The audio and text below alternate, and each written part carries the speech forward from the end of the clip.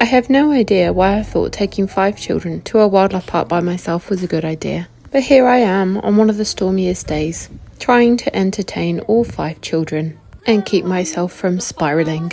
It took us so long to get out of the house that as soon as we arrived we had to eat our packed lunches. This did work in my favour, as now all 5 children were fully charged and ready to go.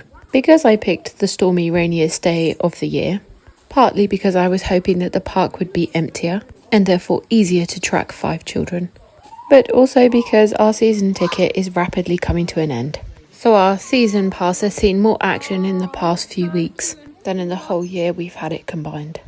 And every single time we come to the wildlife park, we end up in the hothouse, trying to find the sloth and the bats.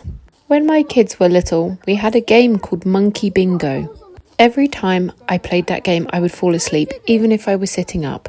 So needless to say, my children loved to look at the monkeys to try and identify which one's which. The rain just wasn't stopping, and it really began to affect the mood of the kids, so we decided to go to all of the housed areas. We started off by going to the reptile house. I have no idea what this chameleon was doing. It honestly looked like a broken record or me without caffeine. Either way, he's a stunning fella. These cute little fuzzy things were in several of the hot houses.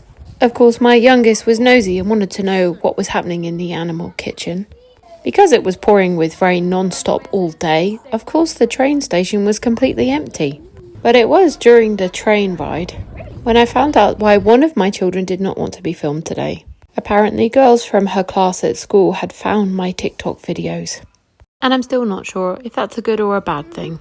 Either way, we were ready for a hot chocolate and a slice of cake. There was no break in the weather, which meant as soon as we were done with our hot chocolate, we were straight on to another enclosure. Now, I like to think that I'm not very squeamish, and can definitely handle things like bugs and spiders, behind glass of course. But it turns out, as I've aged, I've also become more squeamish. So we were in and out of this enclosure pretty quickly, and headed over to the farmyard, which is so much more my style. I absolutely love the little farmyard animals, especially the pygmy goats, but we couldn't tempt them out today. And tell me, why are we back to the guinea pigs when we have 3 at home? Okay, that's me done, and I'll see you later. Bye!